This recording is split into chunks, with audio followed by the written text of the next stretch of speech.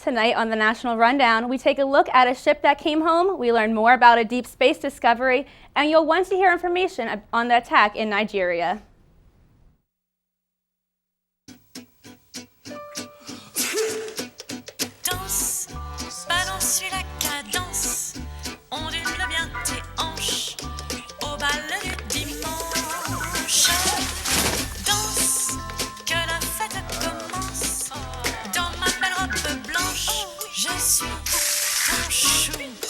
You didn't give up on sex? Don't give up on birth control either. There are more methods than you think. Find yours at bedsider.org.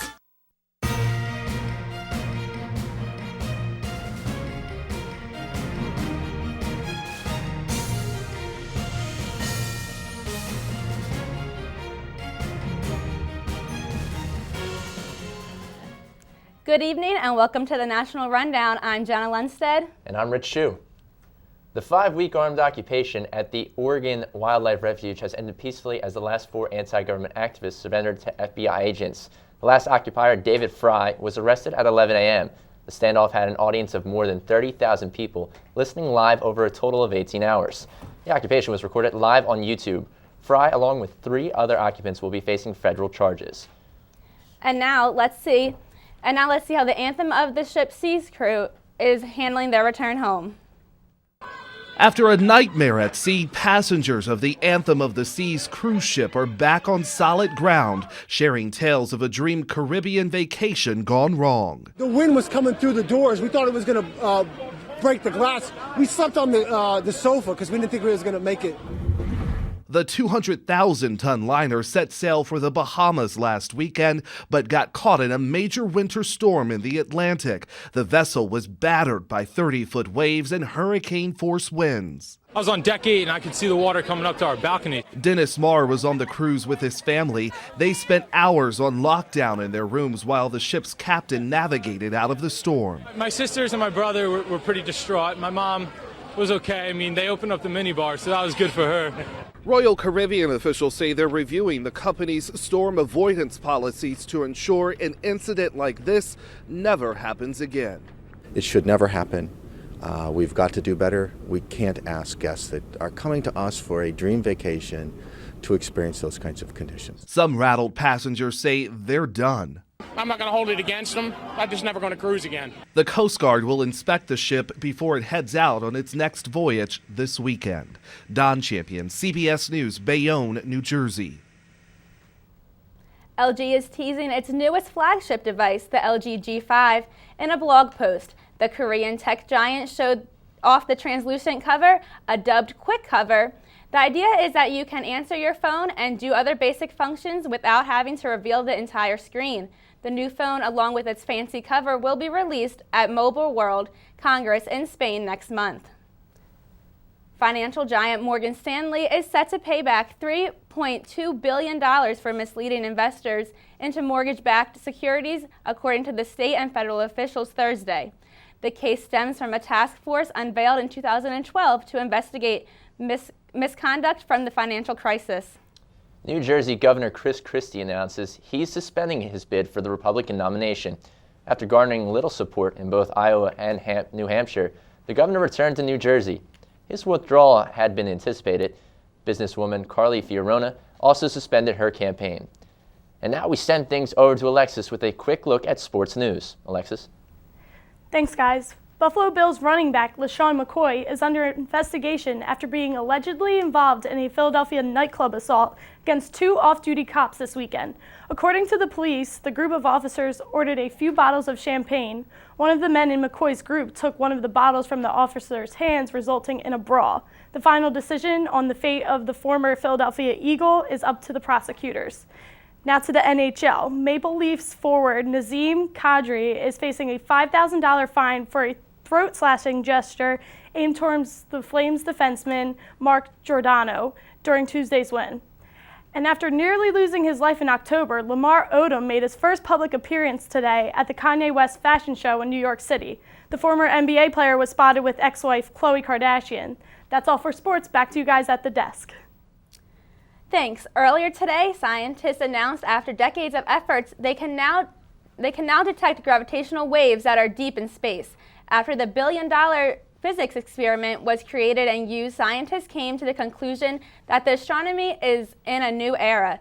Now, gravitational waves can be used to study the universe's most mysterious places. Many people are asking if women should be required to register for future drafts, and now that the Pentagon has opened jobs in combat units for women, congressmen are proposing to eliminate the selective service system altogether.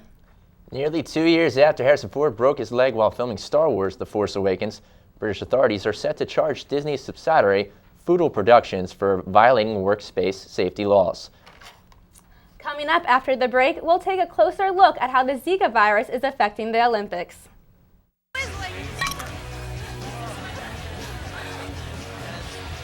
It's easy to tell if you've had way too many.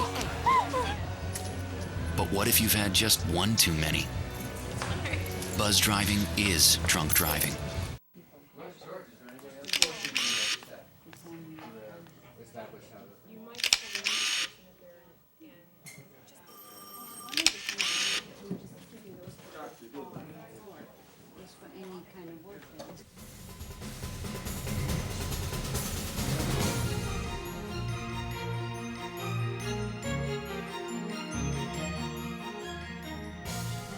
Rapper Future announces his new deal with Apple Music. In an interview with DJ Khaled, Future explained the deal will allow him to release new content, including short films and documents, wherever he wants.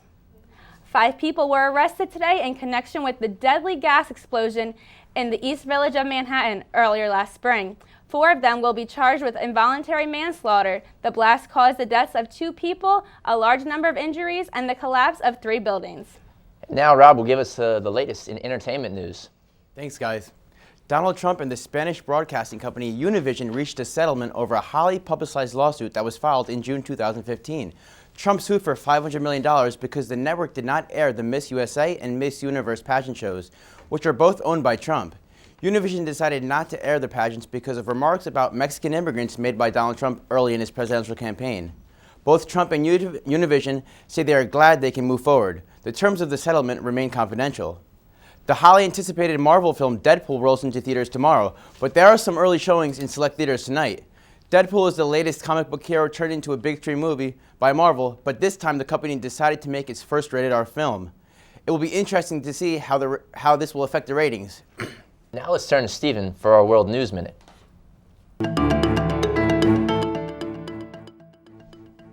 Thanks, guys. This past Wednesday, burials were held in Nigeria after 2 female suicide bombers detonated explosives in a northeastern refuge camp on Tuesday. The explosion killed around 56 people, according to local officials, and the burial itself had 51 of those deceased bodies. The burial ground was 50 miles away from the scene of the explosion, as the other 5 bodies remained in the hospital. According to health and rescue workers, the attack also injured 78 people. No group has claimed responsibility for the attack yet, but officials suspect that it could be the armed group Boko Haram, which originated in the Borno state. Over in Syria, around 500 people have been killed since a Russian-backed offensive on Aleppo province earlier this month. According to a monitoring group, the 500 people killed included 89 civilians, 23 children, 143 government fighters, and 274 rebels and foreign fighters. That's all we have for the World News Minute. Back to you guys at the desk. And now here's Kayla with more information on impacts of the Zika virus. So Kayla, what's this all about exactly? What's the latest update about the Zika virus? Well, it has already been reported by the World Health Organization. The virus is a global public health emergency. And considering with the Olympics in hand, with Brazil being the hosting country and the hardest hit nation, now countries like Kenya, participating countries in the tournament, are saying they'll withdraw from the tournament if it'll ensure the safety of their athletes. So are there any other countries that are voicing the same opinion? Yeah, countries like Australia, New Zealand, Thailand are saying they would understand if their players didn't want to participate as well. And here at home, U.S. women's national team goalkeeper Hope Solo has said, if necessary, she would refuse to participate. What's Brazil's course of action against this? Well, the mayor of Rio is saying he doesn't think the virus will compromise the Olympics. However, the country as a whole is doing everything they can to eradicate the virus in time for August. Great. Thanks so much, Kayla. Thank you. Senator Bernie Sanders has a new strategy touring historic black colleges and universities to win a South Carolina primary on February 27th. Coming up on the National Rundown, we'll get as close as we can to Mars. We'll be right back.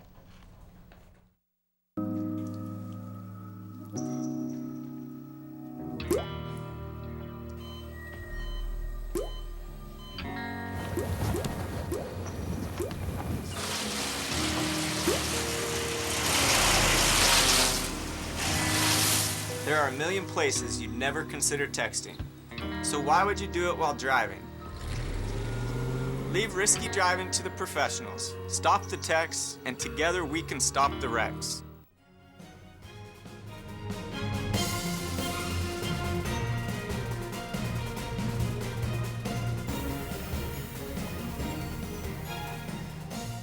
A man fatally shot 2 deputies in the Harford County Sheriff's Office at the Maryland Panera restaurant.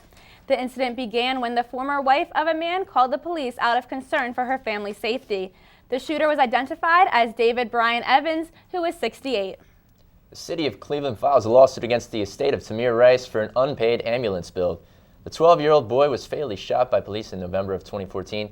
Mayor Frank Jackson has since apologized for the suit, citing it as a clerical error. NASA's Mars Curiosity rover has recently released a 360-degree video that shows discoveries on the planet. NASA says their rover is worth a couple $2 billion and is earning its worth. The findings show that there was life at one point on Mars. There's currently carbon and methane on the planet, which are gases that both support life. A new app for the iPhone aims to make more news conversational. The new app called Quartz to send users news through something more similar to text messaging than traditional news articles. It answers some of the questions and even uses emojis. It's all fun and games thanks to archive.org. The website has brought back games and software from the Windows 3.1 era. The Internet Archive added 1,000 games and 300 productivity tools from the software's early years. After the break, we'll learn why addiction is now viewed as an illness instead of a crime. Attitudes about addiction. Bed. Find stuff under there? What about jobs? No? Now try your closet. Still no jobs, just more stuff? Well, you really have both. See, stuff is defined as household articles considered as a group. Sometimes this stuff is no longer needed.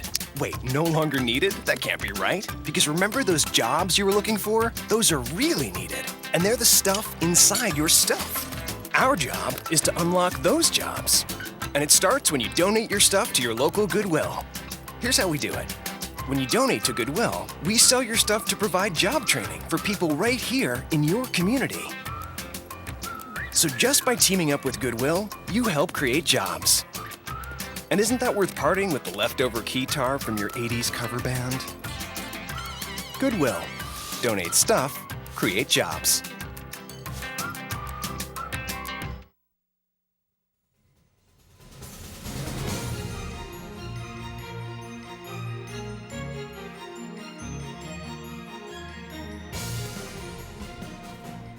Attitudes about addiction are changing. As a result, Congress has passed bills in recent years that focus on treatment for addicts instead of imprisonment.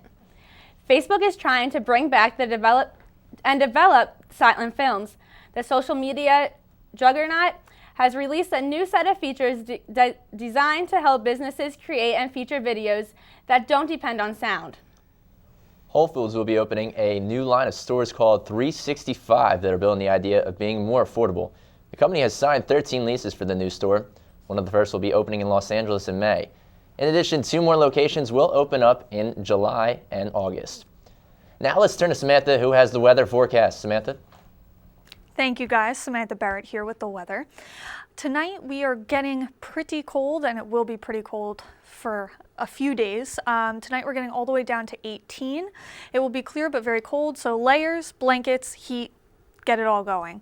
And now taking a look at the 5-day forecast.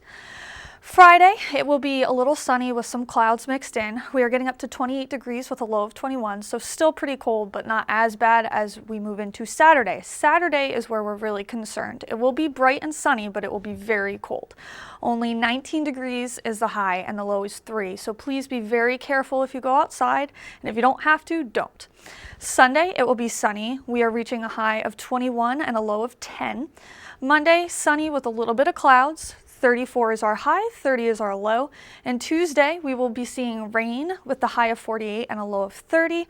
Luckily, it won't be snow this once because it will just be rain. It's warmer. So now we'll take a look at the weather window and we'll see what it's like outside right now. Today, it is clearly very bright, but also very cold. The snow has mainly melted away, but it will come back soon. Don't you worry about that. It's going to be really cold on Valentine's Day. Yes, it is. It's getting down all the way to 3 degrees, I think, that night. Crazy. Yeah, a good excuse for all the Valentines, too. Get close together, yes, warm up. Cuddle. Or just a Spend chilly some quality reception time. in general for Singles Awareness Day. Oh, rough, but true. Well, thank you so much, Samantha. Anytime. Somebody's got to do it. That's all for this week's National Rundown. I'm Jenna Lundstead. And I'm Rich Shue. See you guys next week.